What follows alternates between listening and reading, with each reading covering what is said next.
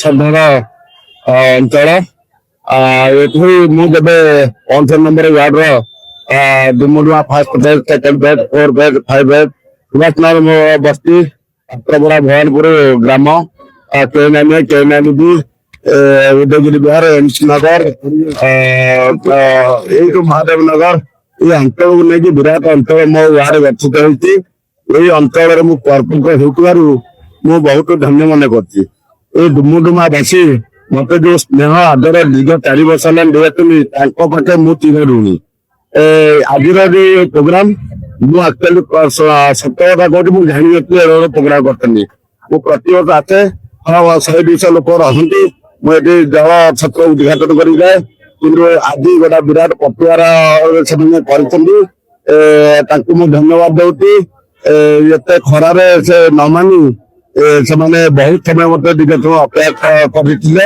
ମତେ ଏତେ ସ୍ନେହ ସେବା ଦେଇଥିବାରୁ ମୁଁ ଏଇ ୱାର୍ଡ ପ୍ରତି, ବିଶେଷ କରି ଡୁମୁଡୁମା ପ୍ରତି ମୁଁ ଚିର କୃତଜ୍ଞ। ଯାହା ଭାବୁଥିଲେ, ଯେତେବେଳେ ମୁଁ ନିର୍ବାଚନ ଲଢୁଥିଲି, ସ୍ୱାଧୀନ ପ୍ରାର୍ଥୀ ଭାବେ ଲଢିଥିଲି, ଆପଣ ମାନେ ବହୁତ ମିଡିଆ କଭରେଜ କରିଥିଲେ, ଯୋଉଟା କି ମୋର ଦାୟିତ୍ୱ ଥିଲା।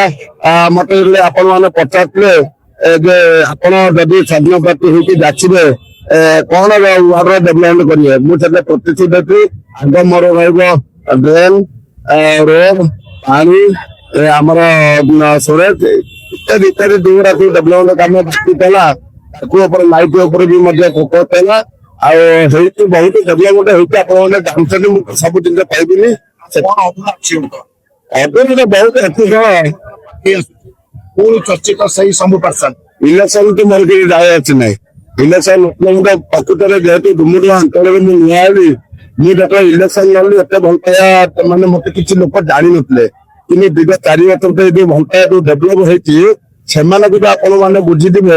ମୋ ପୂର୍ବରୁ ଯୋଉମାନେ ଖର୍ଚ୍ଚ କରିଥିଲେ, ଡୁମୁଡୁମା କଣ କରିଥିଲେ, ଯୋଉ ଏବେର ଡୁମୁଡୁମା କଣ ହେଇଛି ଆପଣ ଦେଖିବେ। ସୁଭାଷ ନଗର ବସ୍ତିରେ ପ୍ରତିବର୍ଷ ମିଡିଆ କଭରେଜ ହୁଏ, ବହୁତ ଡିପ୍ରେ ଖାଲରେ ଲୋକମାନେ ରହନ୍ତି। ବର୍ଷା ହେଲେ ସେମାନେ ଭାସନ୍ତି ସବୁବେଳେ। କିନ୍ତୁ ଆପଣ ଦେଖିବେ ଏ ବର୍ଷ ବର୍ଷା ଆସିବ, ଆପଣ ମାନେ କଭରେଜ କରିବେ, ଆଉ ସେ ସମସ୍ୟା ନାହିଁ, ସେ ସମସ୍ୟା ଦୂର ହେଇଯାଇଛି। ଦ୍ୱିତୀୟରେ ମିଲିଟାରୀ କଲୋନୀରେ ଯୋଉ ଆମର ସୁଭାଷ ନଗର ବସ୍ତିରେ ଯୋଉ ପାଣି ମଇଳା ପାଣି ଜମିକି ରହିଲା, ତାକୁ ବଡ ପଦକ୍ଷେପ ନେଇକି ଆମେ ତାକୁ ଡ୍ରେନର ବ୍ୟବସ୍ଥା କରିକି ଆମେ ତାକୁ ସାରି ଦେଇଛୁ, ଯୋଉଟା ସେ ସମସ୍ୟା ନାହିଁ। ଦ୍ୱିତୀୟରେ ଆଜ୍ଞା ସ୍ୱାଧୀନ ଭବିଷ୍ୟତ ପବ୍ଲିକ ତିଆରି କରିବେ, ମୁଁ କିଛି କହିବିନି। ମତେ ଯେମିତି ସେବକ 24 କିଲୋମିଟର ଜିତେଇକି ଆଣିଥିଲେ, ସେତେବେଳେ ସରକାର ସବୁ ଦଳକୁ ପଛରେ ପକେଇ ମତେ ସେବକ 24 କିଲୋ ବିଶାଳ ଭୋଟ ହେଉଥିଲେ। ସେମାନଙ୍କର ଦାୟିତ୍ୱ, ସେମାନେ ମତେ କୋଉଠି ନେବେ କୋଉଠି କହିବେ, ସେମାନଙ୍କର ଦାୟିତ୍ୱ, ମୁଁ କିଛି କହିପାରିବିନି। ସେଇ ସେମାନେ ଅନ୍ୟ କୋଉ ଦଳ ମୋର ସବୁ ଦଳ ସାଙ୍ଗେ ସମ୍ପର୍କ ଭଲ। ଯଦି ଯୋଉ ଦଳ ଆମକୁ ଡେଭଲପମେଣ୍ଟ କରିବ, ସେ ଦଳ ପାଖେ ଆମେ ତା ପାଖେ ରହିବୁ। ଆମେ ମାନେ ସତ୍ୟପର ନୁହଁ, ଯିଏ ଆମକୁ ସାହାଯ୍ୟ କରିବ ଆମେ ତାକୁ ସାହାଯ୍ୟ କରିବୁ। ଆଉ ଆମର ମୋର ବଳ ସରକାର କହିଲେ ମୋ ପବ୍ଲିକ, ଜନସାଧାରଣ, ଏମାନେ ହେଲେ ସରକାର। ଇଏ ଯାହା କହିବେ ସେଇଆ ହିଁ ହବ। ତେଣୁକରି ମୋର କିଏ ସରକାର ରହୁ ନ ରହୁ ଯାହା ନାହିଁ, ମୋର ଏଇ ମାନଙ୍କର ବଳରେ ମୁଁ ଜୋର ଜବରଦସ୍ତ ଆନ୍ଦୋଳନ କରିକି ମୁଁ କାମ ଛଡେଇ ଆଣିବି, ଏଇ ୱାର୍ଡକୁ ଡେଭଲପ କରିବି। ସେ ନିଶା ରହିବ ନା ପେଶା ଭାବେ ଗ୍ରହଣ କରିବେ? ଆପଣ ମାନେ ଜାଣିନାହାନ୍ତି, ଆଜି ମୁଁ କର୍ପୋରେଟର ହେଲି 2007 ମସିହାରେ ଛୋଟ ପୋଷ୍ଟ ଥିଲି। ସେତେବେଳେ ମୁଁ ବହୁତ କାମ ମୋ ଅଞ୍ଚଳରେ କରିଛି। ତାପରେ 12 ମସିହାରେ ମୁଁ ଯେତେବେଳେ ଇଲେକ୍ସନ ଆସିଲି, ମୁଁ ଯେତେବେଳେ ପଞ୍ଚାୟତ ନିର୍ବାଚନ ମୁଁ ରହିଯାଇଛି, ଇଏ ମାନେ ଅଟକି ଯାଇଥିଲି। ତାପରେ ଆମର ଯେତେବେଳେ ଇଲେକ୍ସନ ହେଲା, DMC ଇଲେକ୍ସନ ହେଲା, ଲୋକମାନଙ୍କର ଏତେ ଭଲ ପାଇବା, କାହିଁକି ନା ମୁଁ କର୍ପୋରେଟ ଥିଲେ କାମ ଯେତେ କରେ, ନଥିଲେ ବହୁତ କାମ କରେ।